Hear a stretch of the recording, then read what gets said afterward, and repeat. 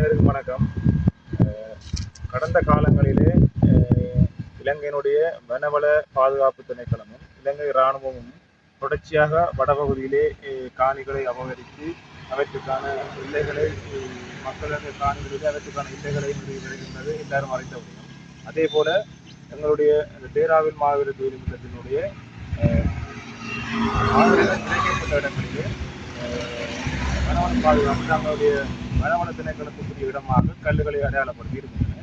கடந்த நினைவேந்தல் காலத்தில் கூட நாங்கள் வேலிகளை அமைக்கின்ற பொழுது அங்கே குடியிருக்கின்ற இராணுவத்தினர் வேலிகளை அமைக்க வேண்டாம் எனவும் வனவள பாதுகாப்புக்குரிய இடம் எனவும் எங்களை தடுத்து நிறுத்தினர். அதனைத் தொடர்ந்து கிளிநொச்சி மாவட்டத்தினுடைய வனவள திணைக்களத்தினர் எங்களிடம் வந்து எங்களை மிரட்டுகின்ற பாணியிலே இந்த இடம் வந்து வனவள பாதுகாப்பு திணைக்களத்துக்கு சொந்தமான காணியாகும். இந்த இடத்திலே எந்த விதமான அபிவிருத்தி மேற்கொள்ளக்கூடாது என்ற விடயத்தினை எங்களிடம் கூறி சென்றனர். ஆனால் குறித்த முகாமிலே வனவள பாதுகாப்பு திணைக்களத்துக்கு என்று ஒதுக்கப்பட்ட இடங்களிலே இராணுவத்தினர் தொடர்ச்சியாக மரங்களை வெட்டுவதும் மரங்களை அதற்குரிய செயின்கள் அல்லது போராளியர் கட்டுகளை கொண்டு வெட்டிய கட்டுகின்ற பணிகளும் தொடர்ச்சியாக நடைபெற்றுக் கொண்டிருக்கின்றன.